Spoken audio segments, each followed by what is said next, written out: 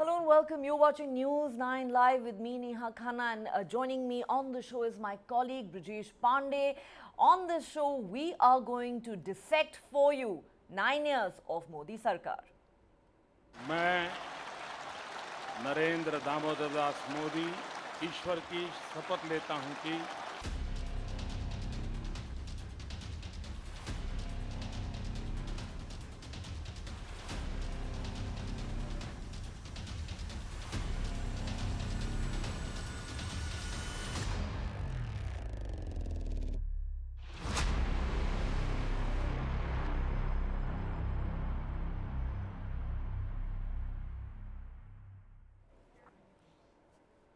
It's been 9 years since Prime Minister Narendra Modi burst onto the national political scene, winning a historic mandate and making the transition from Gujarat's Chief Minister to India's Prime Minister.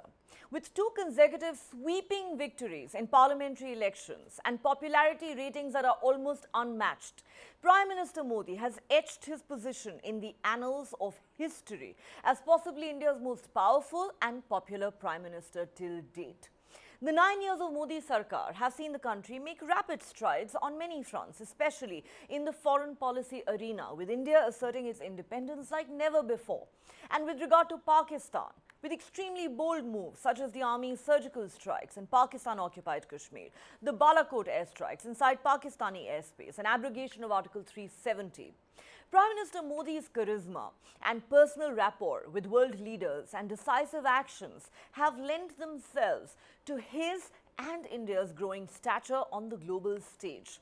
Of course, the last 9 years have also seen some misses and plenty of controversies too, whether it was with regard to demonetization, the Citizenship Amendment Act, or the farm laws that were eventually withdrawn after nationwide protests. However, one thing that remains indisputable is Prime Minister Modi's stature as the tallest political leader in the country today, with almost no other leader being able to measure up or offer a credible alternative to the electorate.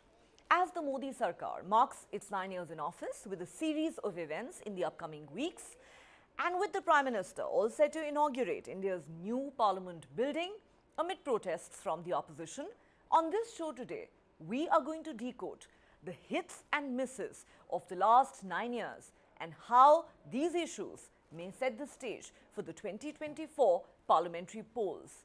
The biggest question remains, can Prime Minister Modi make a hat-trick? Most political pundits seem to think it is very likely. Can India's opposition take on Prime Minister Modi?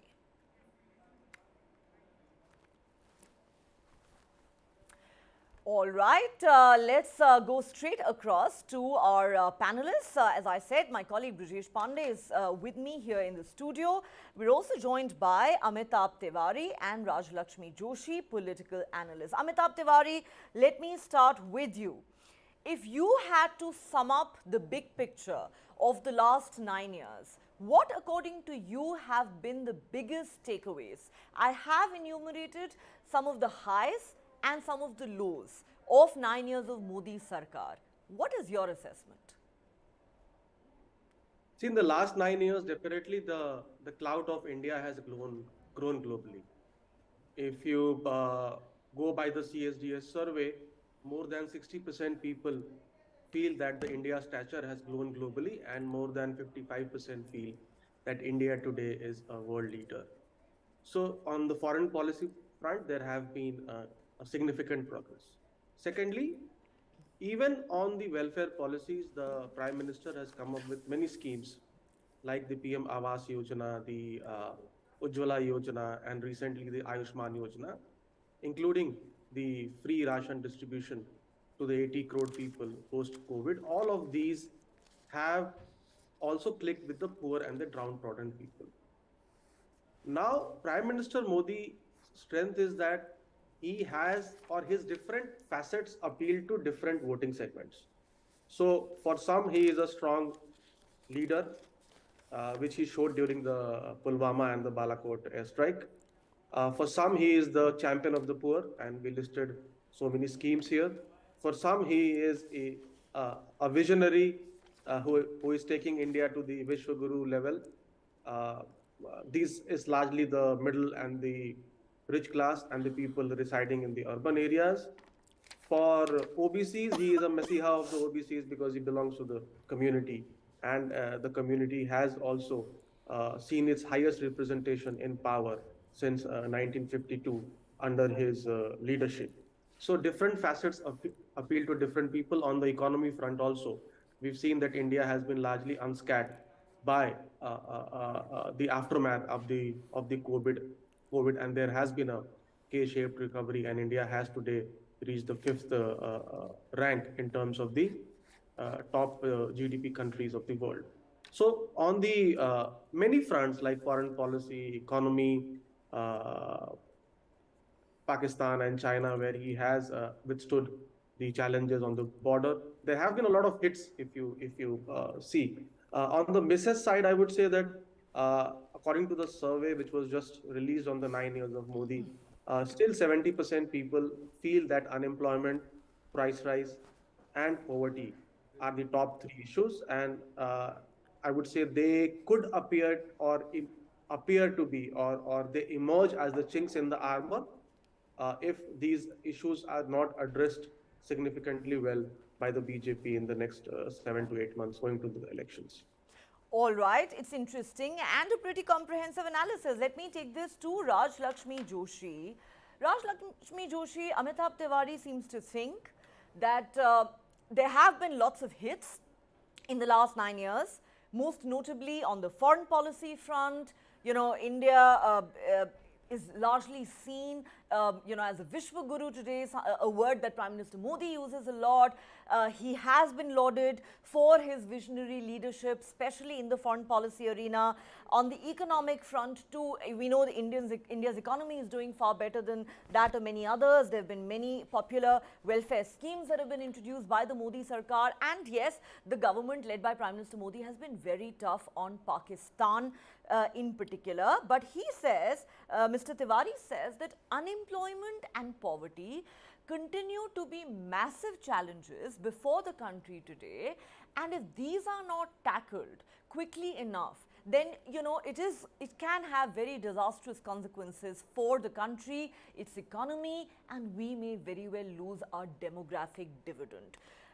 Would you agree that we may have come a long way in the last 9 years, but we still have a long way to go? And do you believe Prime Minister Modi and the BJP are still in pole position to beat the opposition in 2024? A very good afternoon, Neha, and thank you for inviting me on your show. And it's good to see you here. Great to have you on my show. So, yes, I do agree with a lot of things that my good friend Amitabh has said. And, but about the poverty factor, I would say that, there was a lot of poverty even in the years before 2014. So it is, it will be unfair to say that, talk about this factor now as one of the main factors. I mean, I know that he has not focused on it as such, but, if you remember, there was this slogan by the PM Indira Gandhi ji when she said "Garibi Hatao." All those slogans of the Congress, that is not lost upon us, and we do remember, but that Garibi Hatao has never happened all these years. And in fact, I find it shocking that it had to be PM Modi ji after almost, I think, 66 years of independence, that this Prime Minister, he comes up and talks about how there should be cleanliness in the country. It should be an open defecation free country. All these kind of issues that he raised, which are obviously they are linked to the poverty part of it, and along with it the mindset also. So all of that was linked. So these factors that he has addressed, right in the very start of his first term. So that, I think, it only shows that he has this intention, he has this determination to make sure that India it goes out of this tag of this poor country, this developing country, and he wants to make it an aspirational country. And the fact that he speaks about it being a Vishwa Guru, it itself shows that he has this this kind of a vision. So, he has very rightly spoken about how we should have this shift in this mentality from thinking that we should always keep seeking jobs. And, we have always been speaking about how so many people are jobless, so many people are jobless. There is this kind of a blockage in most Indians' minds that the government has to offer them some jobs for them to be able to make a decent living for themselves. So he has very rightly pointed out and said that you need to also look at different possibilities and become job creators and not just job seekers. And there are a lot of opportunities nowadays for people to actually make even small initiatives, take even small initiatives. We have come across so many people, especially due to the Mudra loans. Now, the Mudra loans, they have generated incomes for people from across all sectors. That they are, you have this, you have three categories where you get a Mudra loan for as less as 50,000 rupees up to some 5 or 10 lakh rupees. So these initiatives actually has Okay. helped a lot of people generate a decent living for themselves. Even see, he gave examples of Pani Puri walas, which was totally blown out of proportion, and people made fun of it. But it is a given fact that we need all kinds of services in our country, I think in you're any referring to the society. controversy when he talked about pakoda walas Pakoda walas, yes. So, being the entrepreneurs. pakoda Yes. walas. Yes. Yes. So, there are all kinds of services one needs in society. And there is this blockage, there is this mindset that says that, one has to have just a Okay. 9 to 5 job, and Okay. only then Point person is taken. employed. Okay. So, that Huh. shift and the aspiration, Huh. Neha, I just want to talk about the aspiration part of it. Okay. The one striking part that I feel is this shift in the aspiration. Every year, whenever there was maybe a railway budget, we only heard about certain trains being added, etc., etc. But now today, look at the quality of the trains. Look at how people have the aspirations have shifted from just having, say, Today's maybe India is a aspirational train. India. I agree with you, Raj Lakshmi, and I So also agree that with you shift that Swachh is Bharat the has been one of the vision big of success Modi stories ji. of Modi Sarkar. And yes, Mudra loans is perhaps something that can also be cited as one of those very popular welfare schemes of the government. However, I might have to disagree with you on the point of unemployment because that is seen as a ticking time bomb in this country. Before I go across to my colleague Brijesh Pandey, let me also introduce Tehseen Poonawala, political analyst who also joins us on the show at this point. And I want to put this question to both Tehseen Poonawala and Brijesh Pandey, starting with Mr. Poonawala. Amitabh Tiwari and Raj Lakshmi Joshi have drawn up their own lists of hits and misses. I just want your thoughts on the hits and misses that I have on my list. I think we can all agree that as far as foreign policy goes, India has made its presence felt in a very strong way on the global stage in the last 9 years. The tough stance on Pakistan time and again, whether it was in the context of the surgical strikes, the Balakot airstrikes, or abrogation of Article 370, has also made Prime Minister Modi a very popular leader. There have also been plenty of controversies. A few that, and misses for sure, the few that I would want to list are demonetization, the Citizenship Amendment Act, the farm laws that had to be rolled back, and definitely unemployment, which is a ticking time bomb. Tehseen Poonawala, where do these figure on your list?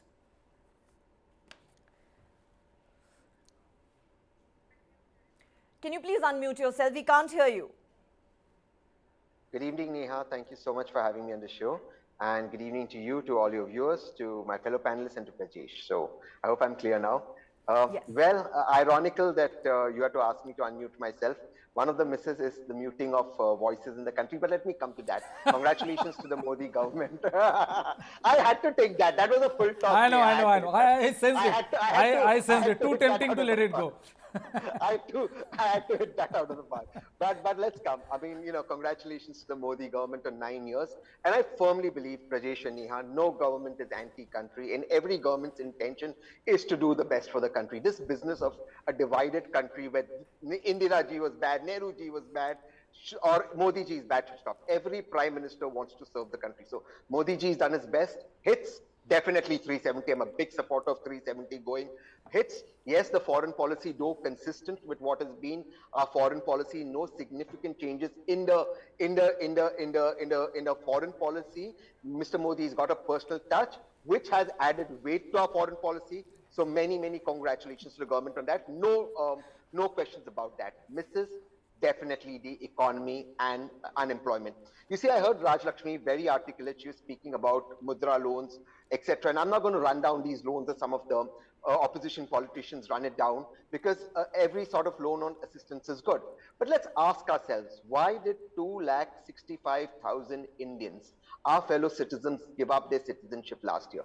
This is over and about 10 lakh Indians last year who left our country to go to countries like America, Canada, Australia, which are much higher paying tax countries. The reason they've left it is because there is a problem in jobs.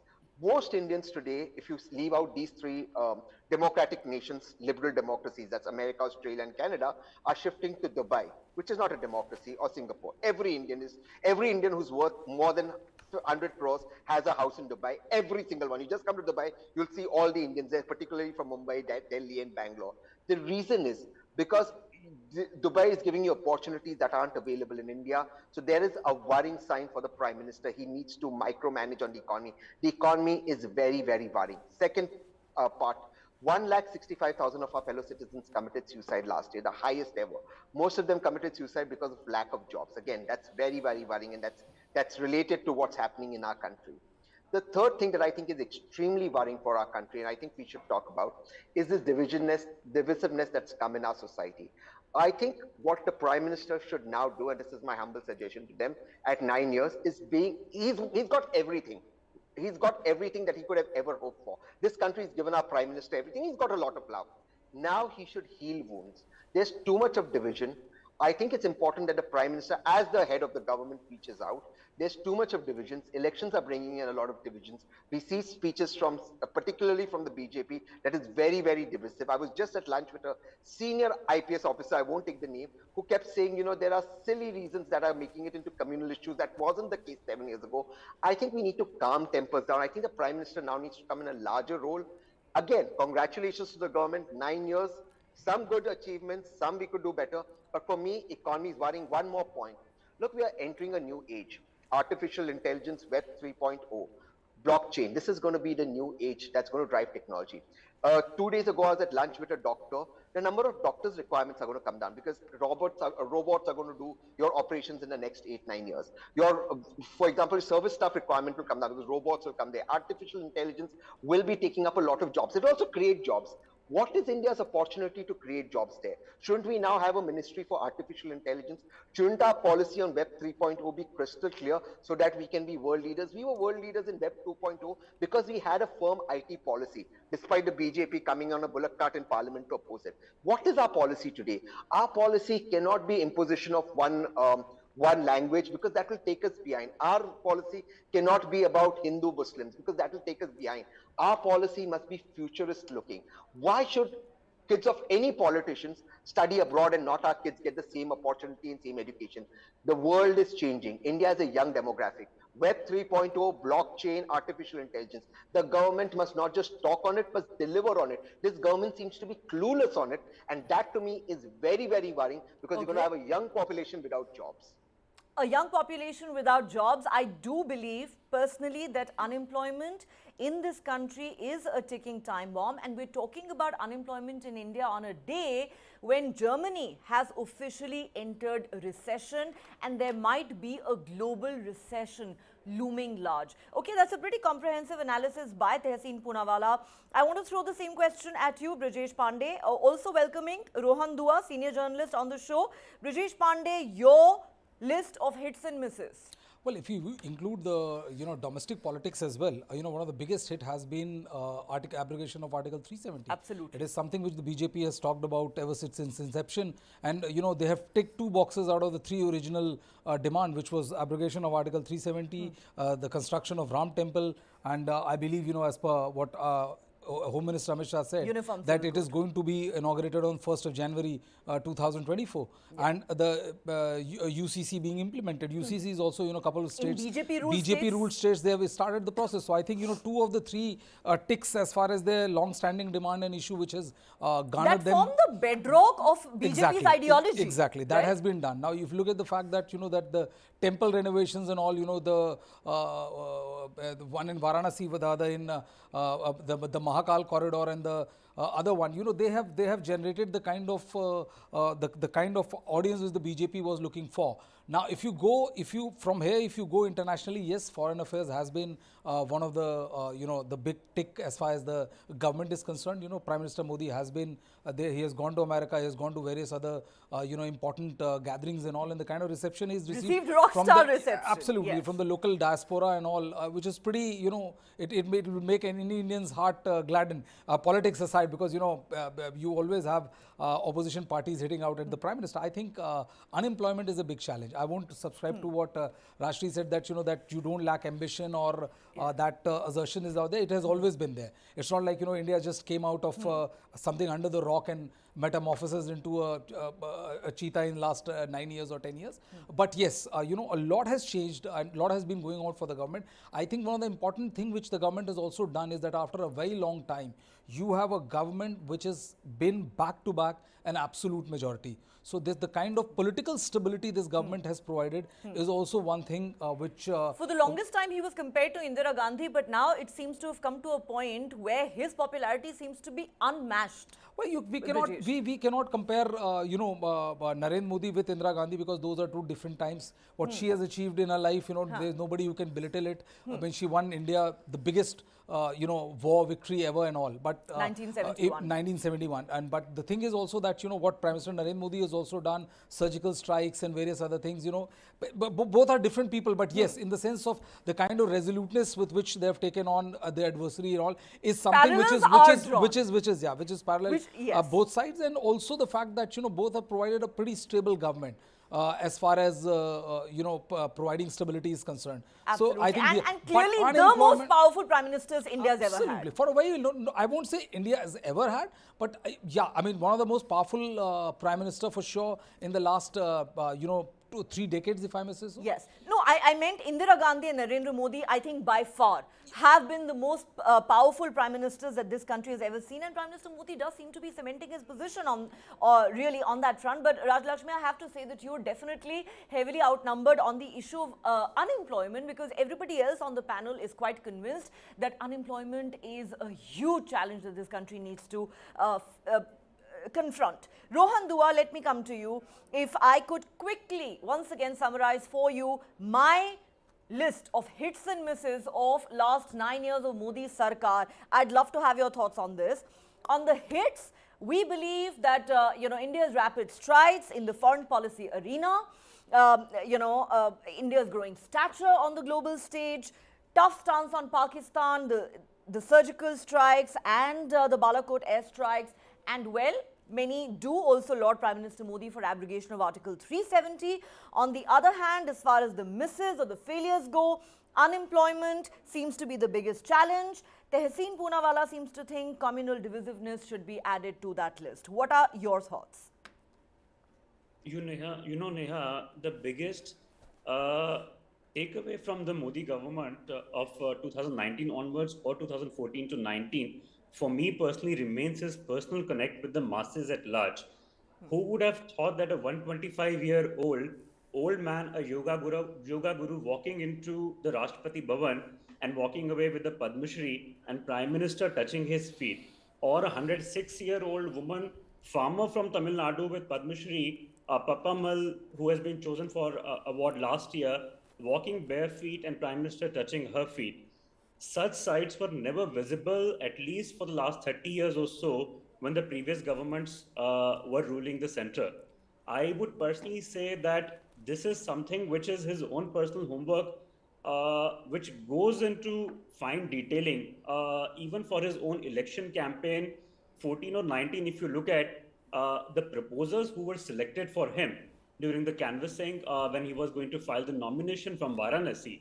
He chose a panwala, he chose the man who would put the corpses into Ganga River, and he would also choose someone like the lady who brought the warning on the food for infant babies in the UK, Annapurna Devi, as his proposer.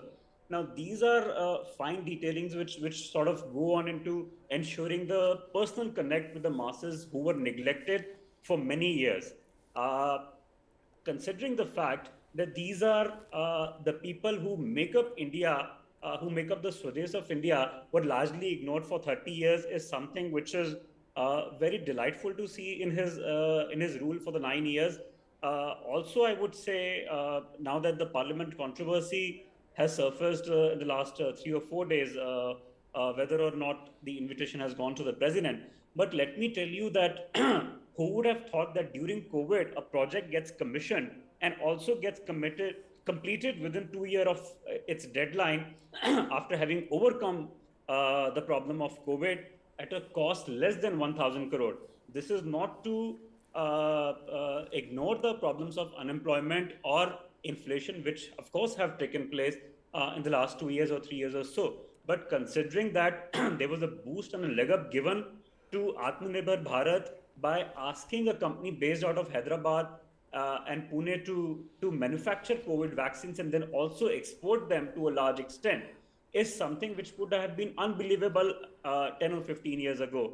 And when such a pandemic, a wide-scale pandemic happened Right. in the world, it was India which led the charge and not the US, France or Italy, which saw millions of deaths. Yes, Rohan, one can't disagree with you on the success of India's vaccine diplomacy, and one would also have to agree with you when you talk about Prime Minister Modi's personal connect with people. I think that also largely explains the stupendous popularity of his radio program, Man Ki Baat. But Amitabh Tiwari, I want to now, we've discussed the hits and misses, we all have our own lists, but I want to shift the focus of the discussion now to a larger question, because we are barely a year away from the 2024 general election. Generally, whenever a government has been in power for 2 consecutive terms, I think it would be safe to say that there is a high degree of anti-incumbency. However, in the case of Prime Minister Modi, I mean, do you believe that his popularity in a way seems to defy gravity? And number 2, do you believe that even close to a decade into power, Prime Minister Modi continues to enjoy the stature of, India's most popular and tallest leader to such a point where it is very difficult for any opposition leader to be able to mount a credible challenge in the eyes of the electorate to Prime Minister Modi? What do you think? See, definitely anti-incumbency is not visible against Prime Minister Modi on a personal level. Whereas there would be some anti-incumbency at a local level against the MPs who represent the various constituencies. And BJP has been following a policy of denying tickets to almost half of the people to negate this anti-incumbency. So if you see the latest survey of CSDS, 43% people want to see Mr. Modi as the Prime Minister of the country today. So this is just a marginal drop of 1% compared to 2019, when 44% people wanted to see Modi as the Prime Minister. So even after 9 years of being in power, his popularity or his image has not taken a beating. Now, why is he popular? Again, that survey throws some very fascinating insights. 25% of the people like him for his oratory skills. And here lies the main difference today between any opposition leader, as you mentioned, and Mr. Modi. Because for any leader, good communication skills, the ability to establish a direct connect with the voter is fairly important. And there is where I think most of the leaders today who are in the reckoning lag behind. And if you see in terms of other facets which appeal to the people, development, policies, charisma, all these things also matter a lot to the people. So in terms of electoral standpoint, as it stands today, BJP seems to be ahead. Even in that survey, it is getting some 39% vote share. But Congress is also gaining significantly after the Karnataka Bharat Jodo verdict and Bharat and the Jodo. Yes. Karnataka verdict. So we see Rahul Gandhi's popularity increasing from 23% to 27%. And today he is the undisputed contender to Prime Minister Modi, with 34% people saying that he is the main contender to Modi, which is three times Arvind Kejriwal's rating of 11%. So Rahul is also closing the gap.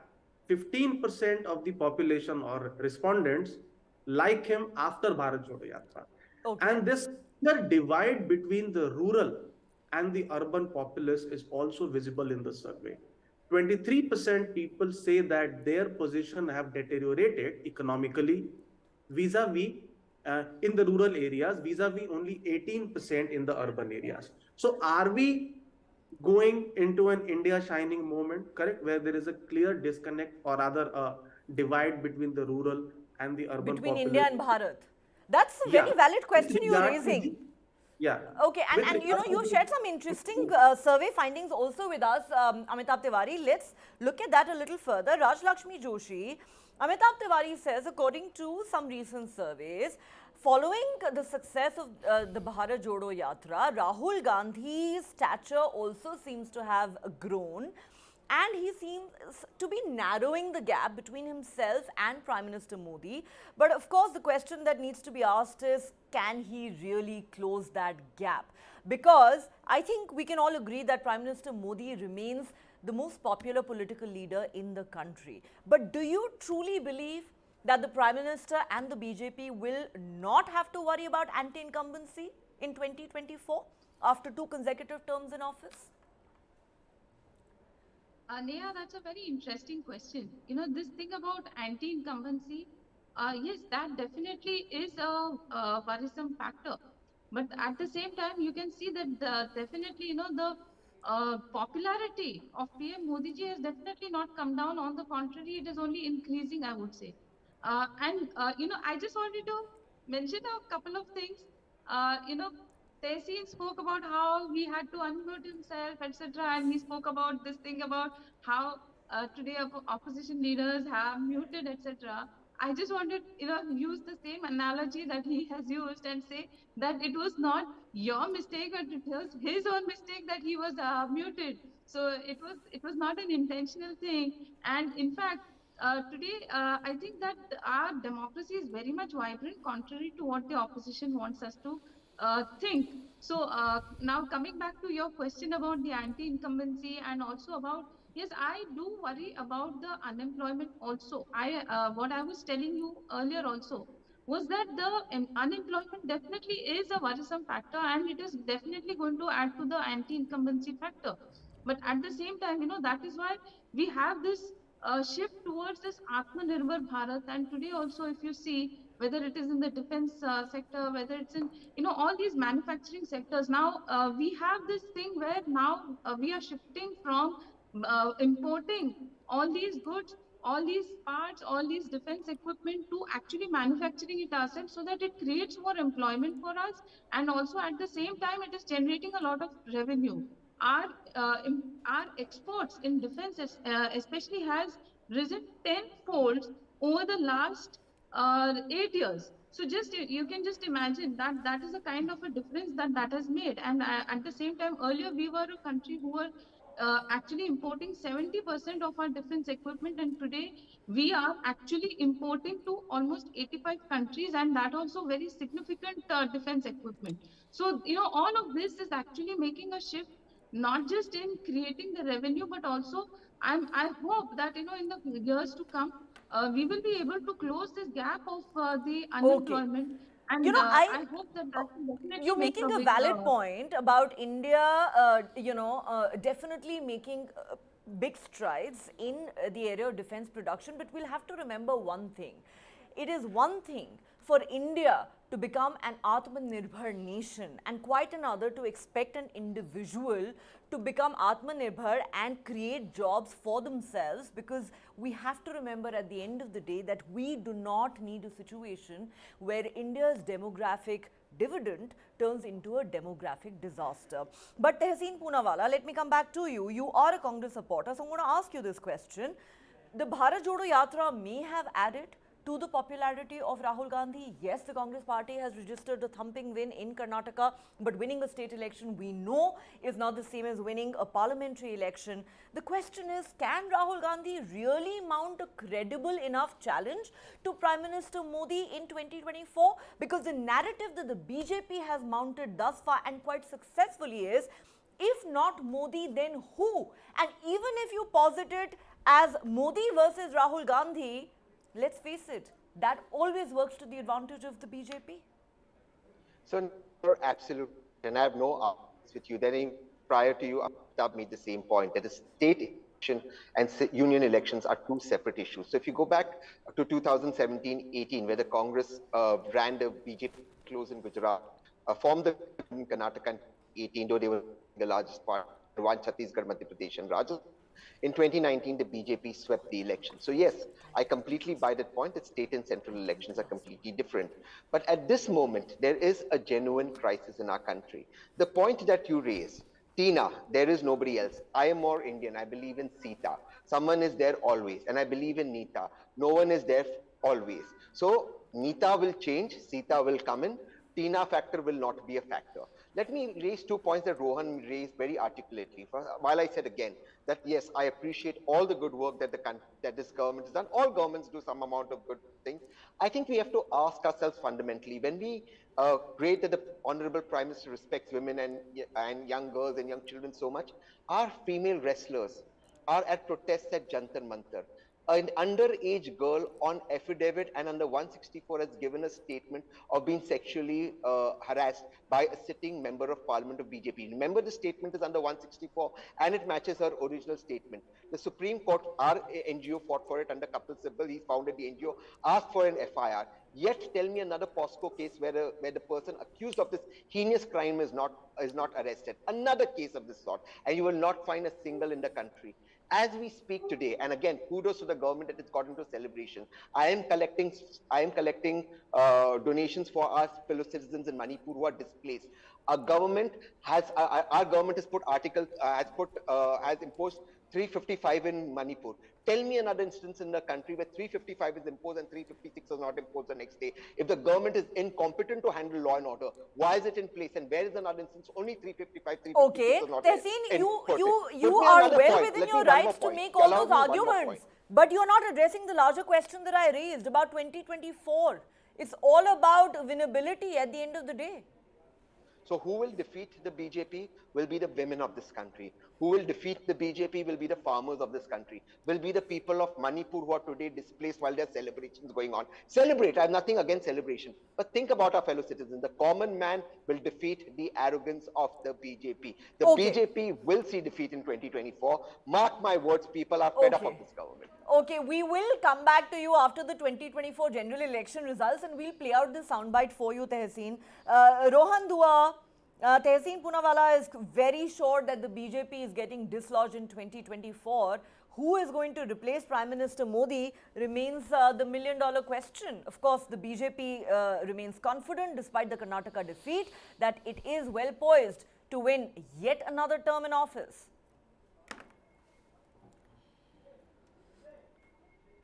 We can't hear you, Rohan. All of you are busy muting yourselves on my show today.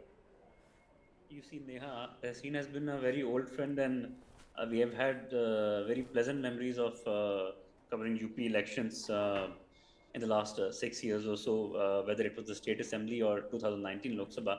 But let me tell you, I've had the privilege of working in the Hindi heartland, where I have reported extensively. If you remember 2019 Lok Sabha elections, when SP and BSP had joined hands together, not many people were sure of the fact that Modi government will make a return with this sort of a landslide majority, which it did. One of the reasons why it did so was that many people could not recollect the facts that when Prime Minister launched a yojana called Ujjwala, which is bringing the LPG connections to the households for the women, he launched it specifically from the Purvanchal area of Uttar Pradesh, that is Balia, which is the birthplace of a freedom fighter on whom a movie was also made. Now, these are the crucial areas where he and his team had worked extensively in ensuring small and significant schemes like Ujjwala gas connection or Ujala, that is a light connection, or for that matter, Jan Dhan Yojana reached as far as Amethi's Muslim So, dominated. Rohan, since I'm running out of time, what you're essentially saying is you believe that Prime Minister Modi and the BJP government's welfare schemes will be enough to bring the government back to power. Brajesh, wrap up this discussion for us. Tehseen Poonawalla says there's no such thing as a Tina factor in politics. The BJP says if not Modi, then who? Well, I'm not getting into that whether there is a Tina factor or if not Modi who, but I think personally feel that, whatever Tehseen would say, I mean, is well within his right to articulate his view. The fact remains that Prime Minister Modi is one of the most popular leader of this country. And, if you equate state elections with Lok Sabha elections, more than Karnataka, I would always give you the example of Delhi, where in assembly election, Arvind Kejriwal beats BJP hollow, 63-7 or 67-3. But when it comes to Lok Sabha, it is always 7-0 and 7-0. So I think there's no counter to Prime Minister's popularity as we speak, and the opposition is too disparate, too loosely united for it to put up a very spirited united fight as we have seen in certain pockets. So until unless that happens, chances of which is very, very less, I think BJP is all set for a repeat of, or rather for a hat-trick as far as the national scenario is concerned. The BJP and Prime Minister Modi are all set for a hat-trick, says my colleague Brajesh Pandey.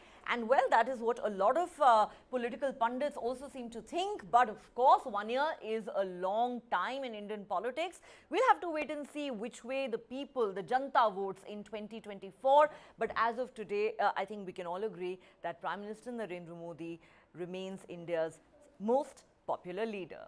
Well, on that note, it's a wrap on the show. Thank you to all our guests for joining us, and thanks to the viewers for watching.